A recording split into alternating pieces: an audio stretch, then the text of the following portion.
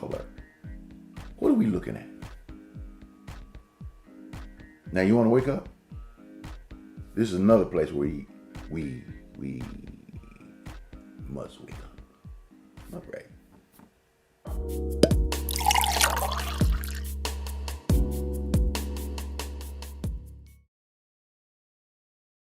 Hello, I'm Ed Montgomery. Welcome to Vintage Wisdom. And I'm here today because last week we were dealing with standing on a wall, looking out for one another.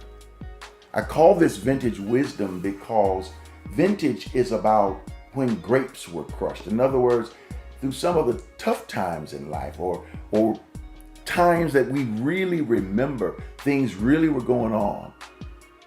These are the years we remember. So somebody says, oh yeah, that vintage came from, that's 1933 or 1945. I have no idea what all that means. But what it means is that this is the year that these particular grapes were crushed. Whatever happened during that year. Some year it might have been a drought and the grapes were smaller, or it was too much water and the grapes were fatter, but the taste is weaker. Whatever it is, that's what becomes the vintage, and it becomes a point in life that we remember. Vintage wisdom is what we have learned in life through some of the toughest parts of our life. That's why I call it vintage wisdom. And so take a moment, tell people that hit your buttons and your likes and things of that sort. I'll talk about that later. Let me get right into this here. Last week we talked about being on the wall and about remembering to stay woke. Jesus tells this story about him going to pray. It was right before they captured him and took him to what we call the crucifixion, where he was nailed to a cross. And the moment just before his arrest, he went to this place called the Garden of Gethsemane. And he leaves 9 of his disciples or 8 of his disciples in one section, takes 3 of them to go a little bit further off in that garden. And he says to them, stay woke. He says, I'm just going to go a little further and pray because some stuff has happened in the night. Stay woke. He goes and he prays. One of the toughest prayers that he's ever prayed. He didn't necessarily feel the urge to go through with what he was about to go through. And he asked his father he was praying to, can you change it? Can we figure out a different way? You know how life is. You know you may have to go through something. And you wish, if only I could go through this a different way. Do I have to deal with life this way? Does my child have to learn this way? Does my son or daughter have to go through this? Because it's going to be tough for them. And you realize there's no other way. Even with my children, over the years, there have been moments and there have been times that I wish I could stop certain things from happening to them or around them. And no matter what I say or what I do, they had to go through it. And there's some things in life that we have to go through. And this was one of the things that Jesus was dealing with. It's something he had to go through. And so when he came back, he looked at his disciples. What were they doing? Sleep. They had fallen asleep.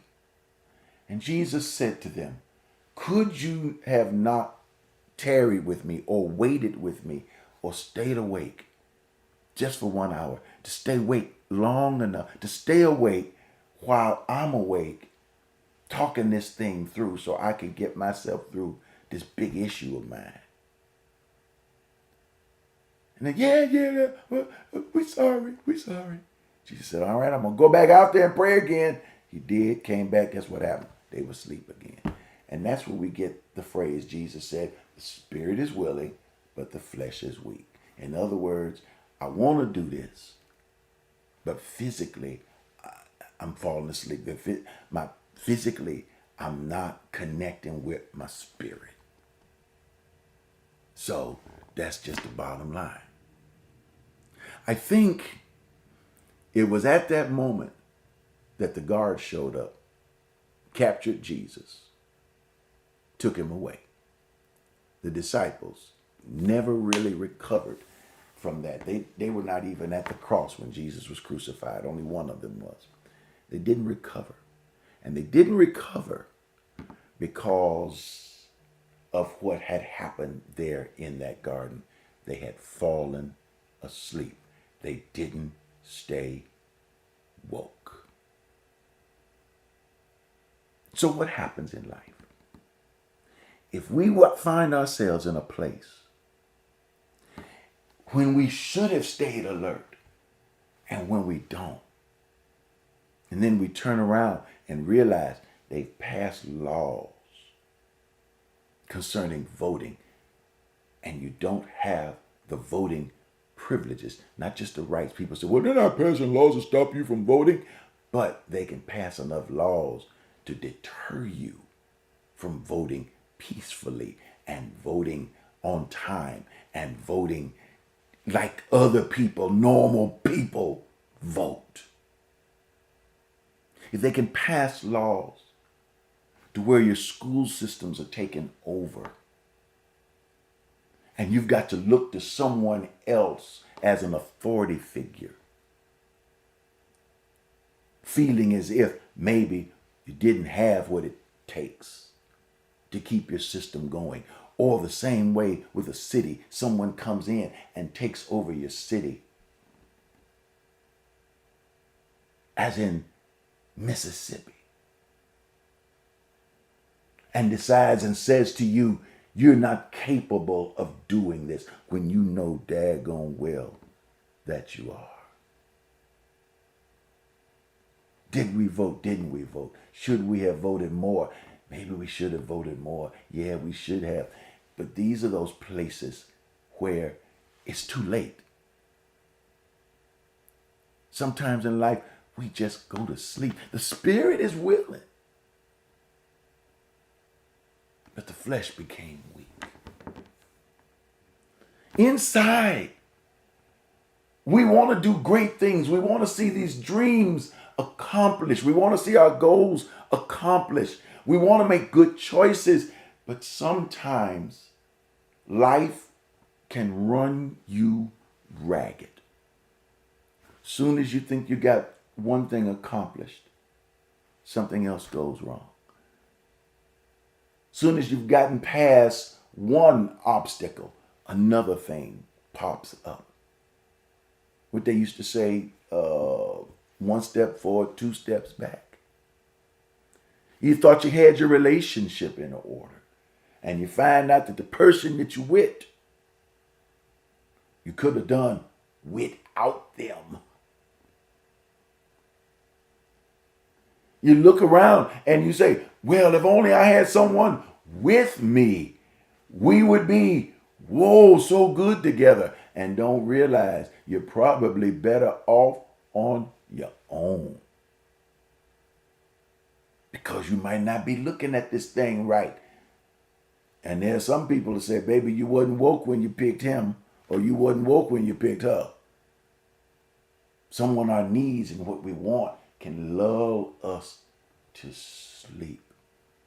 And just because we want something flesh-wise, the spirit is saying, you better keep your eyes open. But the flesh says, look, I want to feel wanted and I want to feel needed.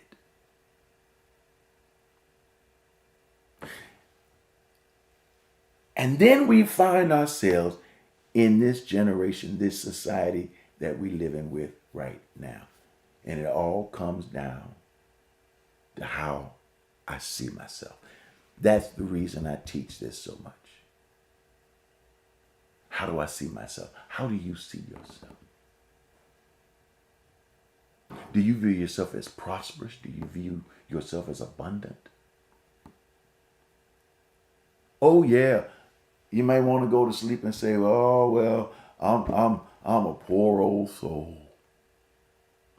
I'm not any good. It seems that there are more people who are more worthy than I am. If other people can take over and take control of things, and evidently I don't have the strength or the mentality or the discipline or the right." No.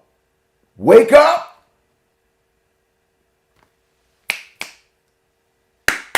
Wake up. Open your eyes. You're on that wall. Never let an enemy tell you you are poor. Because here's the phrase: I'm on this wall. I wouldn't be on this wall if they didn't believe I was capable of watching. I am prosperous. I can see. I am able to look out over that horizon. I see something coming.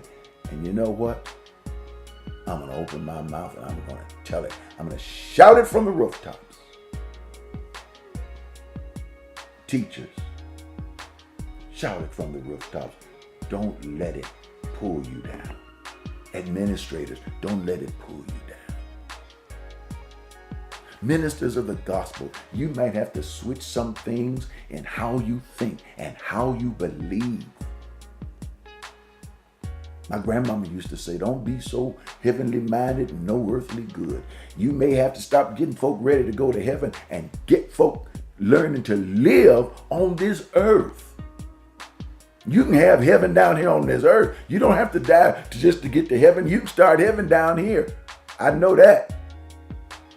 I was listening to this old country western song, and this girl was saying, I said, I hear what you saying, girl. She said, if I smell like smoke, it means I've been through hell. But notice that phrase, through, because you never stay in hell. This is what we're learning now. We don't have to stay in it. We can walk through it. You're a watchman. Stand on that wall. Stay woke. Keep your eyelids open. Because this is your day. This is your generation. This is your moment. This is your time. It's all in your hands now. You know, like that guy in that commercial. Stay thirsty, my friend. Well, I'm saying to you, stay woke, my friend. Because there's going to be great benefit on the other side. We can win this battle. Look, my time is up. Watch this. Hello, I'm Ed Montgomery, and I want to encourage you about one thing. Don't you let your season pass you by. I've been talking on these little bitty clips about flowers and opening and blooming. But it takes pollination. In other words, it takes somebody going from one flower to another flower, and that's somebody, little bees and things of that sort. But just like bees will go from one flower to another flower and cause pollination and cause those flowers to reproduce, I think we touch each other's lives the same way. When we smile at each other, we reproduce joy and happiness. Our world needs so much. This is what ALC does. And when you give, you make a huge difference in our world. Take the time, go to myalc.org. That's myalc.org. Hit the donate button. You can give that way. A second way to give is to be able to use your text to give on your phone. And you can send it to the number 713-742-2035. That's 713-742-2035. And put however much the amount you want to give right in that text message part of it and send it safe and secure. Not only that, but you can use your app. Don't forget, if you're in the app right now, you can give through it right now. And then also, you can use your P.O. box. Just slip a check. People still do checks nowadays. Or you can give through your debit cards or credit cards if you got an envelope. But if you're just mailing it, put a stamp on that envelope and you can send it to Abundant Life Center, P.O. Box 772-300, Houston, Texas 77215. Thank you so much for everything you do, for your contributions. I really appreciate you. Thank you, ALC, Abundant Life Center, and for all of you, ALC globally. Thank you for being a part of our lives. I hope we can continue to be a part of your life. Love you.